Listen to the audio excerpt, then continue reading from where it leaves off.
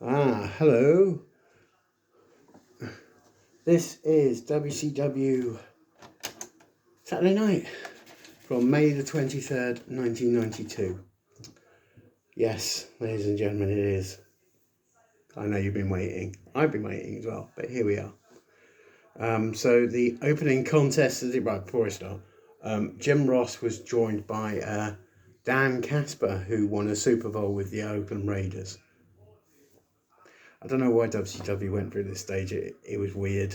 They had a TV show, they had all these matches, yet they had a commentator that had nothing to do with the business. And they kept doing it week after week on Saturday night. It was really irritating.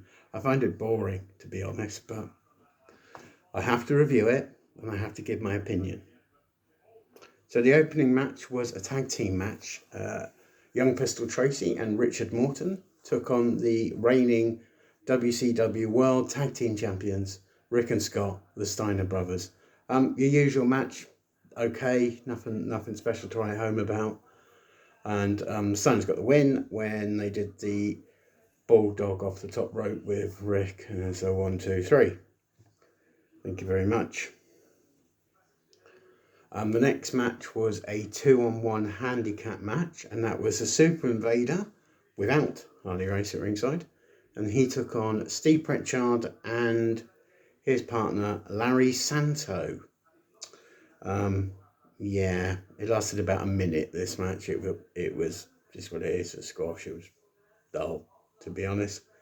And Super Invader got the victory, obviously, in both. Then after the match, he threw them both outside the ring for no reason whatsoever.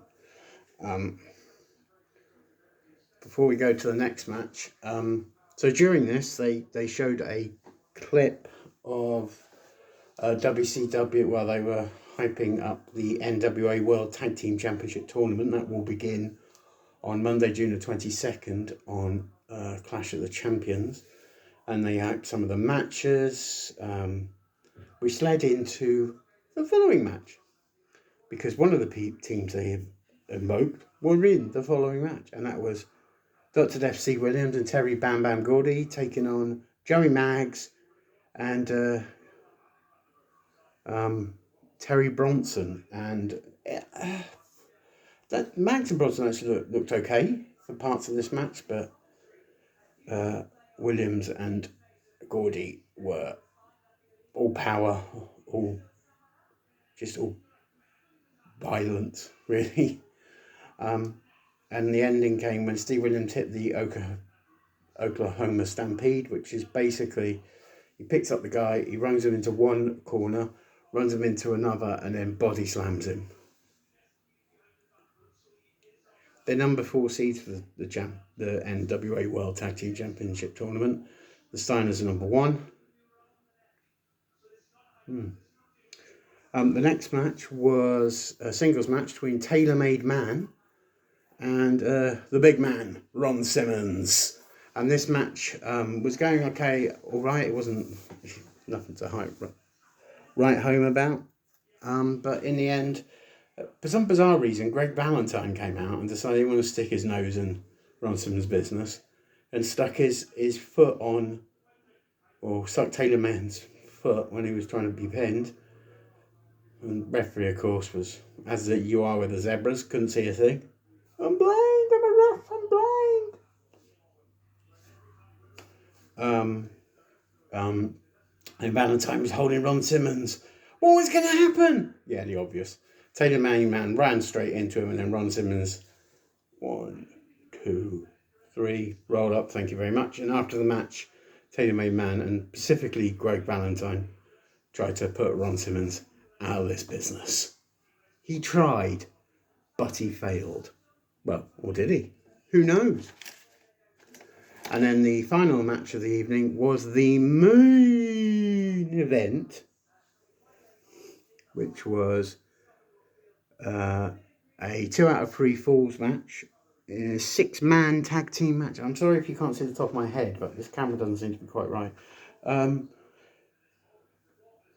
it was the team of 3 members of the Dangerous Alliance. So that would be Beautiful Bobby, Larry Zbyszko and Arn Anderson, and they took on Ricky the Dragon and the Steamboat, Nikita Koloff and the natural Dustin Rhodes.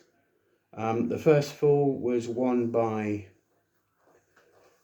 the good guys when Ricky Steamboat came flying off the top rope and did a crossbody on Larry Zbyszko to get the victory. The second fall then was a level when after Paul E dangerously threw in his phone and threw it over Larry Zbyszko. Or say Larry Zbyszko threw it, and he's supposed to throw it to Bobby, but he went flying over beautiful Bobby's head, and Dustin Rhodes picked it up and walloped Arn Anderson with it, and the referee, he saw it. Disqualification. 1-1. And how did the final fall end? Well, Zbyszko was in there. He was going to hold. They were holding Nikita Koloff, and then Zbyszko hit Arn Anderson by mistake, and then he tried to get out of the way because then he was in front of Arn Anderson and he ducked, and Koloff hit him with the Russian sickle. It's a 1-2-3, and at the end of the match, Steamboat Rhodes and Nikita Koloff went outside to have some fun and enjoy themselves, but in the ring there was tension, there was problems, there was anger. People were pushing and shoving. The question is, what happened? Well, the only thing that happened was that Arn Anderson had a stare down with Larry Zbyszko. Interesting. And that was your matches, but during this show, they announced 4 matches for Beach Blast, which will be on Saturday, June the 20th. So in order of what I can remember, because I'm getting old, I can't remember a lot of stuff.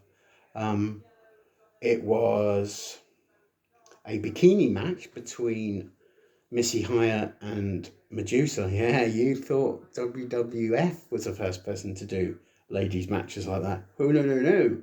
WCW. Yeah. Then we had Sting. He'll not be defending the WCW World Heavyweight Championship. He'll have a non-title match, Falls Count Anywhere, against the maniacal Cactus Jack. Bang, bang. The next match was... The next match, and there were 4 matches announced. The next match announced was... Ricky Steamboat will be facing the WCW United States Heavyweight Champion Rick Rude in an Iron Man challenge. Now, I don't know if it's the title. As they haven't announced it's for the title, I assume it's not for the United States Championship, which is a bit disappointing. And then the other match is a title match, and that will be the Steiner brothers, Rick and Scott, defending the WCW World Tag Team Champions against Dr. Death Steve Williams and Terry Bam Bam Gordy. Yes.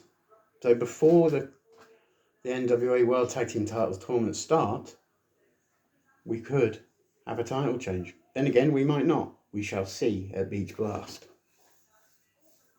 But yes, ladies and gentlemen, that was WCW Saturday Night. Overall, it wasn't very good up until the main event. The main event saved it, and so it probably gets a 7 for me, purely because of the main event. The main event was really good. So yeah, ladies and gentlemen, that is your WCW Saturday Night. I am, and always will be, Will Nitro. Because, you see, I'm not afraid of a challenge. I'm not afraid of anyone. I'm not afraid to put it out there that I am Will Nitro. Now, there's somebody else out there who claims to be Nitro. He's not Nitro. I am. I was here first, and I will always be here, because I am Will Nitro. And if you want to challenge me, you don't do it through the courts, you don't do it through hearsay, and you don't do it through social media. What you do is you come to me like a man and you challenge me to a fight. In fact, I will challenge you to a fight, Nitro. If you want me, you know where I am. If you want to talk, I don't know, I'm out of talking. I'm tired from talking. I'm here. for fighting. Fighting is what I'm here for. And why am I here for fighting? Because I am, and I always will be, the true, the unique, the only Nitro. Thank you very much. You've been watching me. Oh, and another thing, Rocky, you still suck. Night night.